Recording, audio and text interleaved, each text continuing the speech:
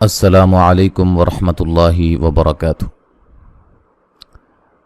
کافی عرصہ سے سلسلہ سوال و جواب منقطع تھا۔ آج اللہ کے فضل و کرم سے اس کی یہ چھٹی ویڈیو ہے سلسلہ سوال و جواب کی، اور آج ہم بہت ہی اہم دو باتیں ان کے بارے میں انشاءاللہ تفصیلی ڈسکس کریں گے، آپ کو سمجھائیں گے۔ ان میں سے نمبر 1، ترتیل اور حدر میں فرق۔ یہ انڈیا سے ایک بھائی تھے، عثمان بھائی، انہوں نے سوال کیا تھا کہ ترتیل اور حدر میں جو فرق ہے اس کی وضاحت فرما دیں۔ ترتیل اور حدر کسے کہتے ہیں، کس انداز میں ان کو پڑھا جاتا ہے، آج انشاءاللہ یہ بتایا جائے گا۔ اور دوسری بات، یہ ہمارے سعودیہ سے بھائی تھے رضا اللہ بھائی، انہوں نے سوال کیا کہ حروف شمسیہ اور قمریہ کی وضاحت فرما دیں، اس کی ہمیں سمجھ نہیں آتی ہے۔ آج انشاءاللہ تعالی جس انداز میں آپ کو سمجھاؤں گا، آج آپ کو انشاءاللہ تعالی اللہ کے فضل و کرم سے 100% سمجھ آ جائے گی۔ تو شروع کرنے سے پہلے تمام بھائی جو ہماری اس ویڈیو کو پہلی مرتبہ دیکھ رہے ہیں، ہمارے چینل کو سبسکرائب کر لیں، ساتھ گھنٹی کے بٹن کو لازمی پریس کریں تاکہ ہماری ہر آنے والی ویڈیو آپ تک بآسانی پہنچ سکے، آپ کو اس کا نوٹیفیکیشن مل جائے۔ بات کرتے ہیں سب سے پہلے ترتیل۔ ترتیل قرآن مجید کو پڑھنے کے جو 3 انداز معروف و مشہور ہیں، ان میں ایک ترتیل ہے، ایک حدر ہے اور ایک تدویر ہے۔ ترتیل کسے کہتے ہیں؟ ٹھہر ٹھہر کر خوب آہستہ آہستہ پڑھنے کو ترتیل کہا جاتا ہے، جس طرح کہ اللہ تعالیٰ فرماتے ہیں وَرَتِّلِ الْقُرْآنَ تَرْتِیلًا، قرآن مجید کو خوب ٹھہر ٹھہر کر آہستہ آہستہ پڑھو۔ تو اس کا اصطلاحی جو معنی ہے وہ یہ ہے کہ قرآن مجید کی تلاوت اس انداز میں کرنا کہ جس طرح عموماً جلسوں میں، محافل قرات میں کی جاتی ہے۔ آپ سنتے رہتے ہیں، اکثر مصری قراء کو سنتے ہیں، وہ سب کے سب ترتیل میں پڑھتے ہیں، ٹھیک ہے۔ ان کا جو انداز ہے وہ ترتیل میں قرآن مجید کی تلاوت کرتے ہیں۔ اور اسی طرح جو آپ کے ہاں جلسے ہوتے ہیں، محافل قرات ہوتی ہیں، اس میں جو مصری قراء یا پاکستانی، انڈین، جو باہر سے بیرون ممالک سے قراء کی آمد ہوتی ہے، اور جس طرح وہ پڑھتے ہیں آہستہ آہستہ انداز میں، یا جس طرح دنیا کے معروف و مشہور قاری، صف اول کے قاری عبدالباسط رحمہ اللہ تعالی، جس طرح وہ تلاوت کیا کرتے تھے، اس انداز کو ترتیل کہا جاتا ہے۔ تو تھوڑی سی میں نے کوشش کی ہے مزید آپ کو سمجھانے کی، آپ جو ہے وہ اب مکمل جو ترتیل ہے اس کی سماعت فرمائیں، ٹھیک ہے جی۔ اعوذ باللہ من الشیطان الرجیم،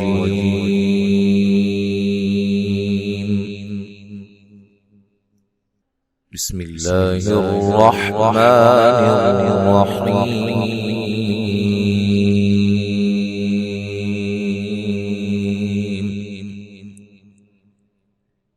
ان الذین آمنوا وعملوا الصالحات كانت لهم جنات الفردوس نزلا خالدین فیہا لا يبغون عنها حولا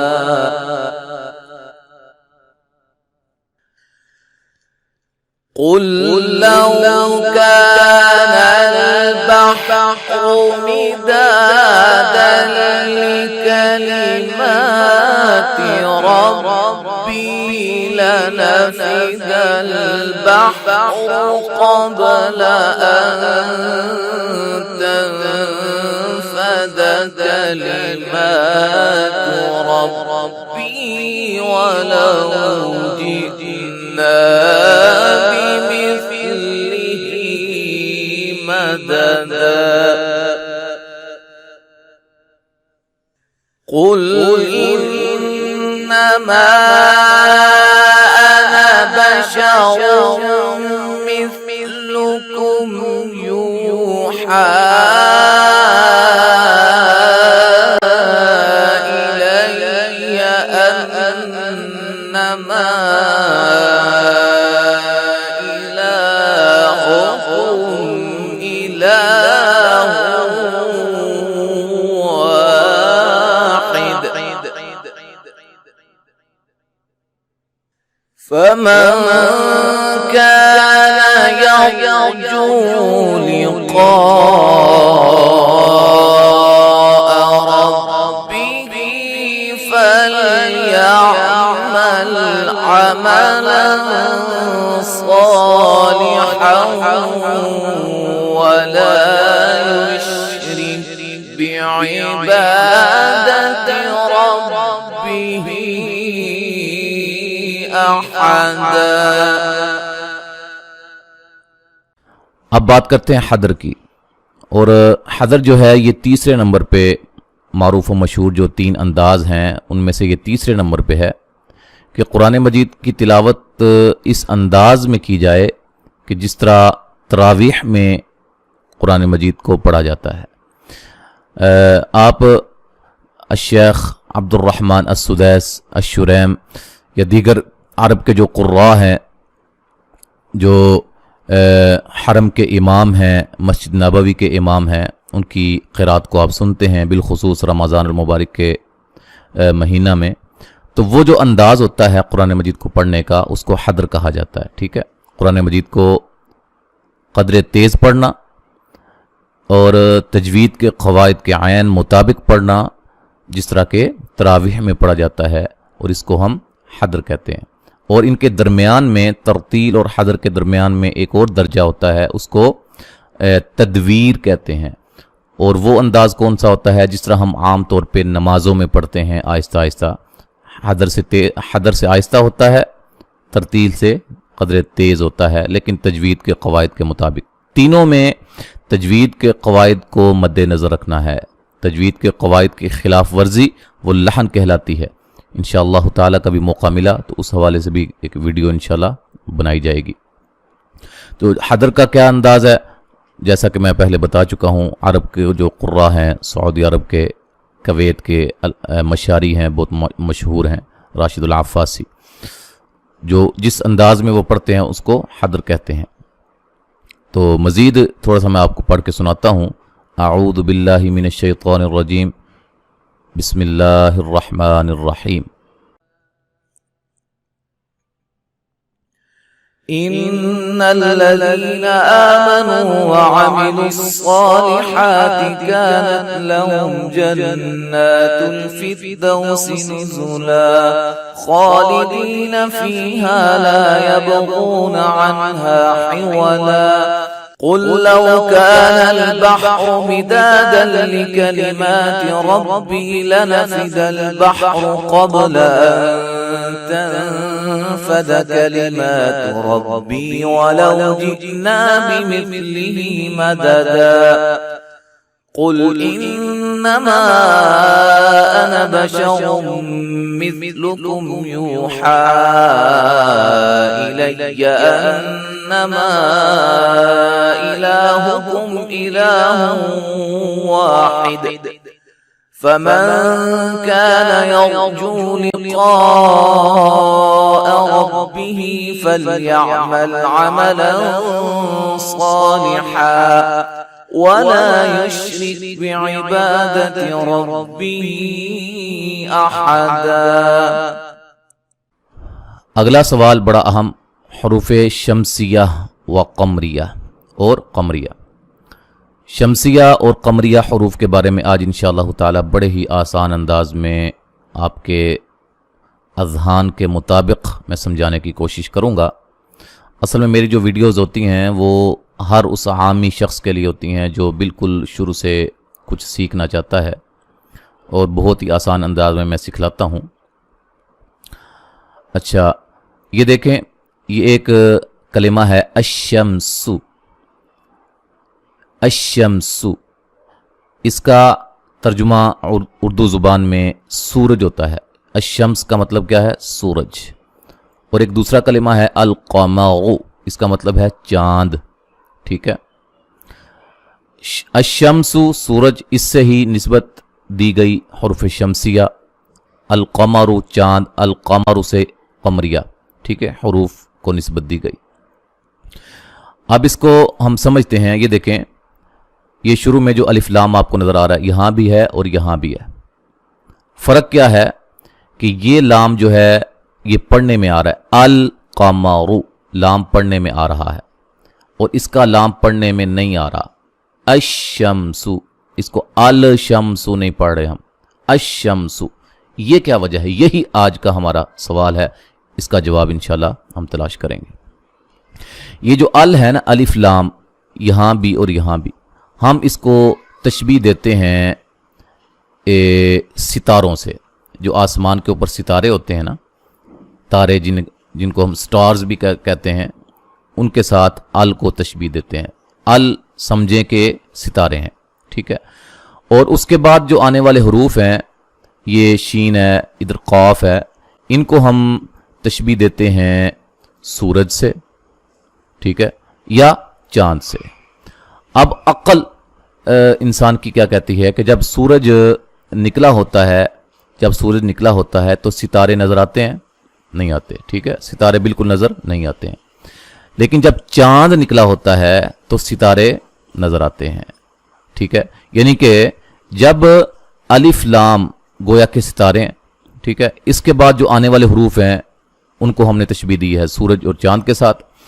अगर हुरूफ़ शमसिया, यानी कि ये सूरज चूँकि उर्दू ज़ुबान का लफ्ज़ है और अरबी में इसको अशम्स कहते हैं या शम्स कहते हैं, शमसुन कहते हैं, वहाँ से उसकी निस्बत से इनको हुरूफ़ शमसिया कहा जाता है। और इसी तरह कमर चांद को कहा जाता है, उसकी निस्बत से इन हरूफ का नाम हुरूफ़ क़मरिया है।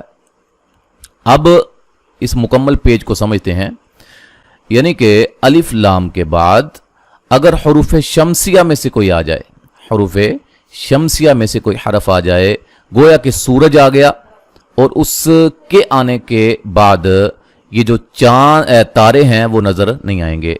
यानी कि ये शीन हुरूफ़ शमसिया में से है। ठीक है, आगे इंशाल्लाह बताएंगे हुरूफ़ शमसिया और क़मरिया कौन कौन से हैं।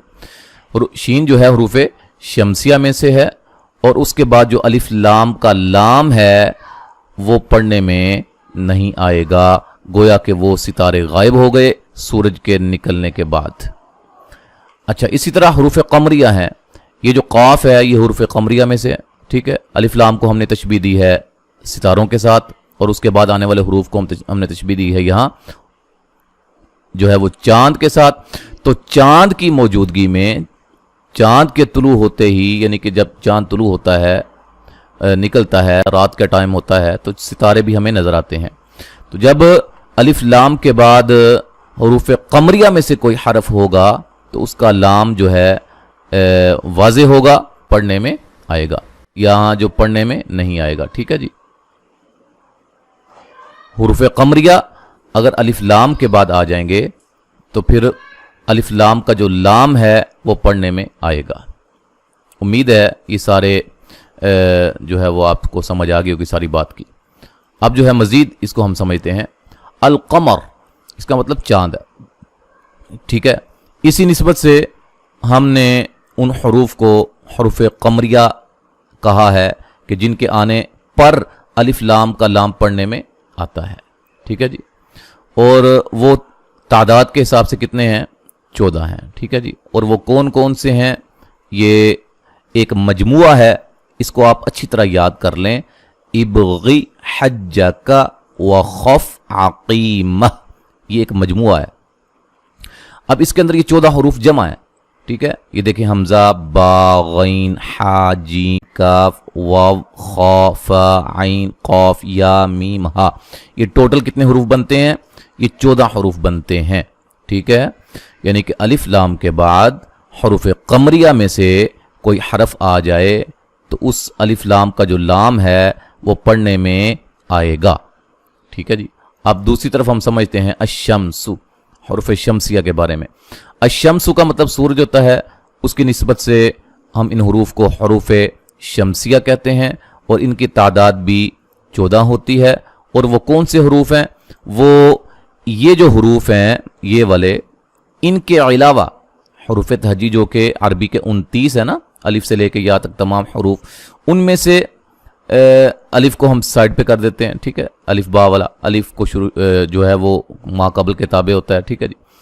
हम इन 14 हरूफ के अलावा बकिया जो हरूफ हैं, जो बाकी हरूफ बच गए हैं हरूफ तहजी में से, इन 14 के अलावा, ये 14 तो हो गए हरूफ कमरिया, तो इन 14 के अलावा कोई हरफ अलिफ लाम के बाद आ जाएगा तो वो फिर क्या होगा कि अलिफ लाम का जो लाम है वो पढ़ने में नहीं आएगा। तो बात को अच्छी तरह आप समझ लें। कोई भी सवाल आपके ज़हन में हो तो आप नीचे कमेंट्स बॉक्स में कर सकते हैं। अब हम मज़ीद इसकी मिसालों के साथ जो है वो वजाहत करते हैं। ये देखें हरूफ शमसिया की चंद मिसालें, ये देखें वो हमने अगर मजमुआ याद कर लिया था कौन सा हरूफ कमरिया का, इब्गी हज्जा का व खफ अकीमह, इब्गी हज्जा का व खफ अकीमह जो हरूफ हैं 14, उनमें से कोई भी हरफ ये देखें अलिफ लाम के बाद नहीं आ रहा, अलिफ लाम के बाद नहीं आ रहा है, नून है। इब्गी हज्जा का व खफ अकीमा में नून नहीं है, लिहाजा क्या है कि अलिफ लाम का लाम पढ़ने में नहीं आएगा। अन-नज्मु, ठीक है जी, कैसे पढ़ेंगे इसको? अन-नज्मु। अच्छा जी, दूसरे नंबर पे जो कलिमा है अश-शजरतु, यहाँ भी यही सूरत हाल है कि अलिफ लाम के बाद इब्गी हज्जा का व खफ अकीमह में से कोई भी हरफ नहीं है। वो अगर आप मजमुआ याद कर लेंगे उसके अंदर सारे हरूफ कमरिया जमा हैं तो इंशाल्लाह कभी भी आपको कोई मुश्किल नहीं आएगी। इसी तरह अज़्ज़ैतून, ये भी इसी तरह है, अर्रुम्मान, अस्सिरात, अद्दुनिया। यहाँ जो 6 मिसालें दी गई हैं इनमें से किसी भी मिसाल के अंदर अलिफ लाम का लाम पढ़ने में नहीं आ रहा है। अब हम आपको हरूफ कमरिया की चंद मिसालें देते हैं। देखें अल-फासिकून, सबसे पहली जो मिसाल है, इब्गी हज्जा का व खफ, खफ के अंदर फा है, ठीक है, ये फा आ गया, फा आ गया तो अलिफ लाम का लाम पढ़ने में आएगा, ठीक है। अल-मुस्लिमून, लाम पढ़ने में आ रहा है, आगे मीम आ गई है, इब्गी हज्जा का व खफ अकीमह, मीम है, ठीक है। इसी तरह दीगर जो मिसालों पे आप गौर करें इंशाल्लाह आपको बिल्कुल वाज़ेह समझ आ जाएगी। अल-हिजारतु, ये भी लाम पढ़ने में आ रहा है कि इब्गी हज्जा का हा, या हा मौजूद है, ठीक है। अल-बलद, इब्गी, इब बा मौजूद है। अल-गैबी, इब्गी, गैन मौजूद है। अल-आइनु, इब्गी हज्जा का व खफ आकी, आइन, यहाँ अकीमा के आइन मौजूद है अकीमा के अंदर। अच्छा, तो यहाँ से हमें क्या पता चला कि अलिफ लाम के बाद अगर हरूफ शमसिया में से कोई होगा तो हरूफ शमसिया को हम सूरज की मिसाल के साथ तशबीह देंगे, सूरज के साथ तशबीह देंगे तो सूरज की मौजूदगी में अलिफ लाम का जो लाम है यानी कि सितारे वो नज़र नहीं आएंगे। तो बात मैं कर रहा था कि अलिफ लाम के बाद अगर हरूफ शमसिया में से कोई हरफ आ जाए तो फिर अलिफ लाम का लाम पढ़ने में नहीं आएगा। अलिफ लाम के बाद हरूफ कमरिया में से कोई हरफ आ जाए तो अलिफ लाम का लाम पढ़ने में आएगा। अच्छा, एक और नुक्ता यहाँ ज़हन में रखें, जो ऊपर देखने वाले हजरात हैं जो कुरान मजीद को देख कर पढ़ते हैं और ग्रामर से उनका इतना ताल्लुक़ नहीं है, वाबस्तगी नहीं है, और चूँकि हमारे यहाँ जो कुरान मजीद हैं मसाहिफ हैं वहाँ ज़बर ज़ेर पेश लिखी होती हैं और हमें पढ़ने में आसानी होती है, ठीक है, हम उनके हिसाब से उनका साउंड निकालते हैं। तो अलिफ लाम के बाद नुक्ता क्या है कि अलिफ लाम के बाद अगर शद वाला हरफ होगा तो अलिफ लाम का लाम पढ़ने में नहीं आएगा, ठीक है। अलिफ लाम के बाद अगर शद वाला हरफ ना हो तो फिर अलिफ लाम का लाम पढ़ने में आएगा, ठीक है। ये उन भाइयों के लिए है जो ऊपर देख के पढ़ते हैं। हाँ, जो मैंने हरूफ कमरिया और हरूफ शमसिया के बारे में वजाहत की है ये भी आपको अच्छी तरह से नशीन होनी चाहिए ताकि कोई भी अरबी इबारत हो जिसके ऊपर ज़बर ज़ेर पेश नहीं भी लिखा हुआ लेकिन आप उसको आप अच्छी तरह पढ़ सकें, हरूफ शमसिया और कमरिया के बारे में आपको किसी किस्म की मुश्किल पेश ना आए।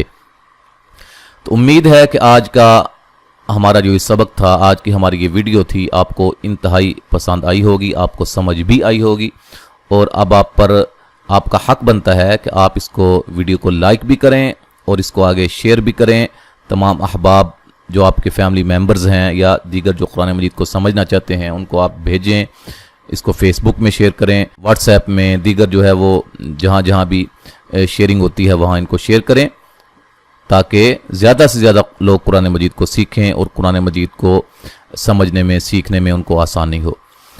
السلام علیکم ورحمۃ اللہ وبرکاتہ۔